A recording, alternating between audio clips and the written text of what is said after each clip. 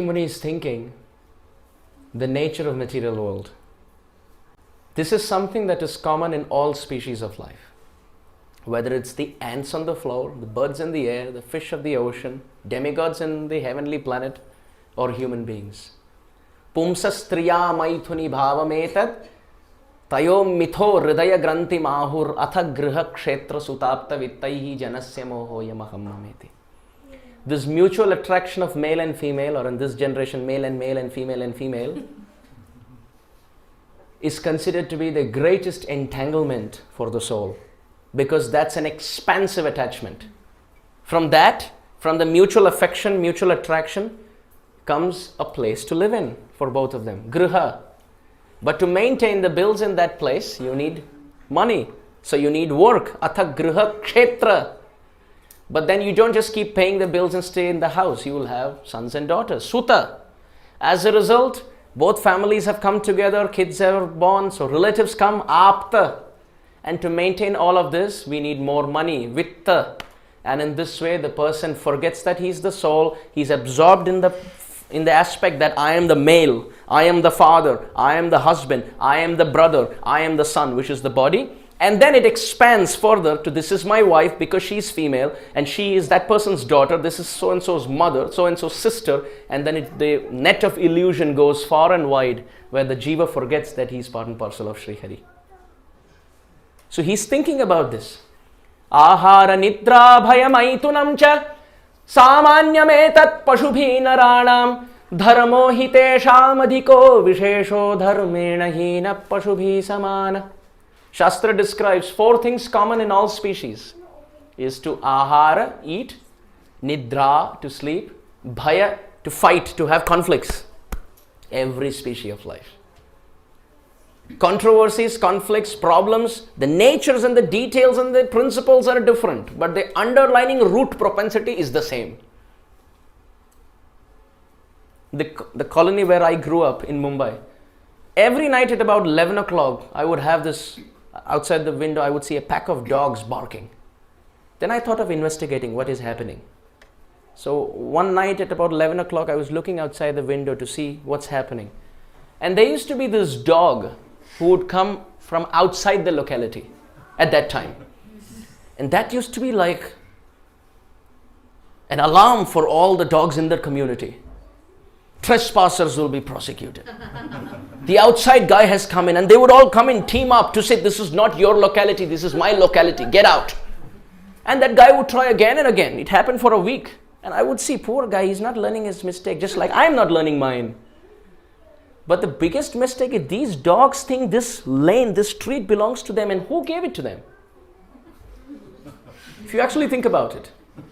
Just self-proclaimed. I'm like, I stay close to this trash can, dumpster, so this is mine. You know, that's how it works in India. If you say this in America, it's a legal offense to say that a dog can stay next to a dumpster. It's a big thing.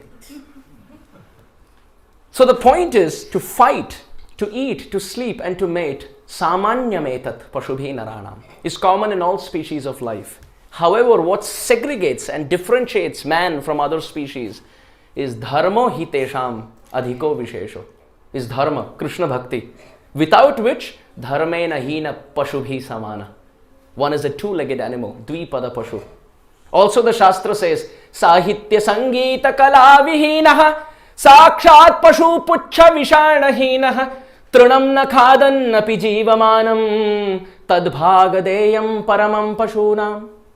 Those who don't engage sahitya in studying Shastra, sangeeta in singing kirtan, and in any devotional activity, sakshat pashu puchha vishanahinaha. They are direct animals, but there are 3 differences. Trinam na khadan napi jivamanam. 1, they don't eat grass. 2, they don't have tails. 3, they don't have horns. Puchha vishana hinaha. No tail, no horn, and they don't eat grass. However, tadbhagadeyam paramam pashunam. They are considered to be the greatest example of animalistic mentality. Yesham na vidya na tapo na danam jnanam na sheelam na guno na dharma tre mrityu loke nanubhara bhuta manushya rupena mrigascharanti. Yesham na vidya, those who don't study Shastra. Yesham na vidya na tapaha. They don't have austerity. Na danam. They don't perform charity.